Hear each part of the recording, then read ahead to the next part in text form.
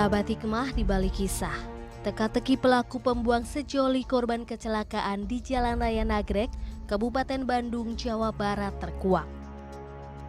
Berdasar penyelidikan tim dari Kepolisian Daerah Jawa Barat dan Kodam 3 Siliwangi, terungkap pelaku terdiri dari 3 orang, yakni Kolonel Infantri P yang berdinas di Komando Resort Militer 133 Nani Wartabone, Kodam 13 Merdeka.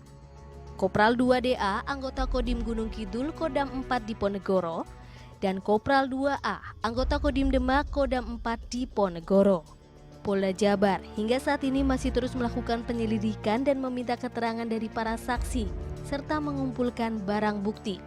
Di antaranya sepeda motor korban dan pakaian yang digunakan oleh korban saat kecelakaan terjadi.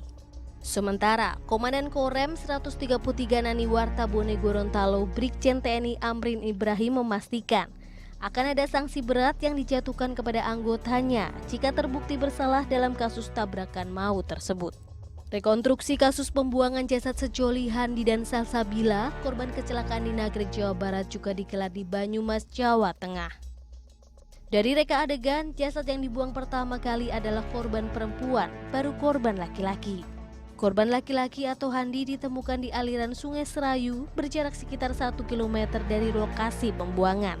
Sedangkan jasad Salsabila ditemukan di muara Sungai Serayu di wilayah Adipala, Cilacap, Jawa Tengah. Nah, ini bukan cuma perkara lepas tanggung jawab nih Pak Ustadz, tapi kok mereka yang disebut oknum ini sampai hati membuang jasad dari korban yang mereka celakakan. Nah, ini kalau Pak Ustadz melihat kejadian ini gimana Pak Ustadz? Bismillahirrahmanirrahim. Salah satu sebab yang membuat banyak banget orang non-muslim itu memeluk Islam, diantaranya karena bagaimana konsep Islam ini memuliakan manusia dan memanusiakan juga manusia. Bahkan sampai kita lihat ritual dalam agama Islam ini ketika ada orang meninggal dimandiin, bahkan kotorannya sampai dikeluarin supaya betul-betul bersih. Kemudian dikafani, disolatin, dihantar ke kuburan. Ini bagian dari memuliakan orang yang sudah meninggal. Logikanya gini, kalau orang yang sudah meninggal saja sangat-sangat kita muliakan, apalagi orang yang masih hidup, kan gitu. Bahkan ada satu hadis dari baginda Rasulullah SAW, ketika ada orang yang menyakiti orang yang sudah meninggal, dia mematahkan tulangnya, maka dia sama dengan mematahkan tulang manusia seisi bumi ini. Padahal dia udah meninggal. Padahal udah meninggal. Nah, inilah yang membuat orang tertarik masuk dalam agama Islam. Sampai sebegitunya Islam memuliakan orang yang meninggal. Ini dalam rangka meyakinkan bahwa kita ini makhluk tanah, makan sumbernya juga dari tanah. Suatu saat kita pun akan balik ke tanah. Jadi dari cerita tadi sebenarnya ya yang rugi ketika tidak memuliakan orang lain sama dengan tidak memuliakan diri sendiri. Dalam Islam itu kita sangat dianjurkan untuk berempati ya. Bagaimana kalau kita di posisi orang lain? Bagaimana kalau yang dibuang itu jenazah anak kita? Bagaimana kalau yang dibuang itu jenazah suami, istri?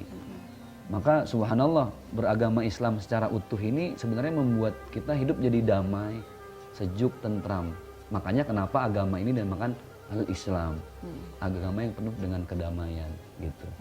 Nah, kalau kita kemudian membicarakan soal tanggung jawabnya itu loh Pak Ustadz, kan mungkin tadinya kita berpikir kalau wah tanggung jawab kali ini mau dibawa ke rumah sakit kali, nah tapi ternyata yang terjadi malah seperti dibuang itu gitu gitu. ya. Iya, nah kalau dalam Islam tanggung jawab itu seperti apa Pak Ustadz? Tanggung jawab itu dengan sangat tegas Allah sampaikan, a'udzubillahi minasyaitonirrajim, fama ya'mal mithqala dzarratin khairan yarah wa ma ya'mal mithqala dzarratin syarran yarah. Sebiji zarrah yang kita lakukan di dunia ini pasti Allah akan balas semua. Kebaikan dibalas dengan kebaikan, keburukan dibalas dengan keburukan. Kan ada nilai tanggung jawab di situ. Artinya jangan cuma difikirin ketika hidup di dunia. Bagaimana entar dengan tanggung jawab di akhirat? Karena Allah itu kan Maliki Yaumiddin dalam surah Al-Fatihah ya. Allah itu rajanya hari pembalasan. Jadi koruptor-koruptor yang bisa lari di dunia ya udah waiting list. Tinggal nunggu aja nanti hari pembalasan sama Allah gitu kan. Dia bisa kabur di dunia, tapi dia lupa bahwa alam mahsyar, alam pembalasan itu adalah alam yang pasti akan kita lalui sebelum masuk ke alam akhirat. Itulah tanggung jawab. Dan kita sering banget kepikiran pusing sama tanggung jawab kantor, betul nggak? Iya, iya. Aduh, ini atasan gimana ya? Oh, Kalau oh. saya telat tanggung jawabnya gimana ya?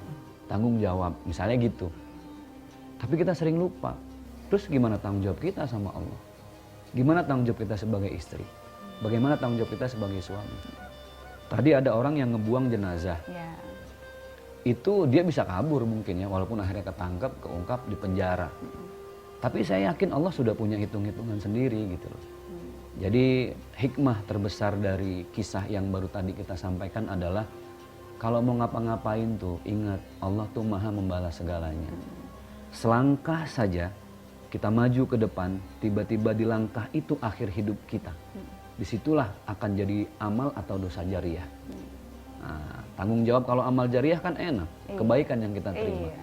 Yang repot pas melangkah satu, mati, lagi bikin dosa, wah udah dah. Itu sampai akhirat tanggung jawabnya. Gitu. Dan jelas Allah juga berfirman, A'udzubillahi minasyaitonirrajim, kullukum ra'in wa kullukum mas'ulun an ra'iyatihi. Setiap kalian adalah pemimpin. Saya pemimpin buat keluarga, Mbak pemimpin buat anak-anak, dan yang pasti pemimpin buat diri sendiri. Dan setiap pemimpin akan ditanya tanggung jawabnya nanti di akhirat. Mata dipakai buat apa? Mulut bicara apa? Walaupun mulut nanti dikunci ya, karena paling sering bohong nih, sama gibah, sama gosip. Terus gimana ya, gosip digosok makin sip Nah ya. itulah Ustaz, sulit sekali menahan Langsung godaan gibah aja itu. nyambernya kalau gosip. Jadi gitu, semua bertanggung jawab. Minimal bertanggung jawab dengan anggota tubuh kita digunakan untuk apa selama hidup. Bahkan kita juga harus bertanggung jawab terhadap hal yang sekecil apapun yang kita lakukan Pak Ustadz ya. Harus. Nggak usah sama orang lain, sama diri sendiri bahkan Sama Pak Ustadz diri ya. sendiri. Oke, wow. Itu dia, sahabat hikmah. Luar biasa sekali hikmah yang kita gali di kisah-kisah pada episode kali ini. Nah, kita pasti pernah mengalami dan merasakan langsung banyak sekali peristiwa baik atau buruk. Tapi alangkah bijaknya kalau kita bisa mengambil pelajaran. Karena percayalah selalu ada hikmah di balik kisah.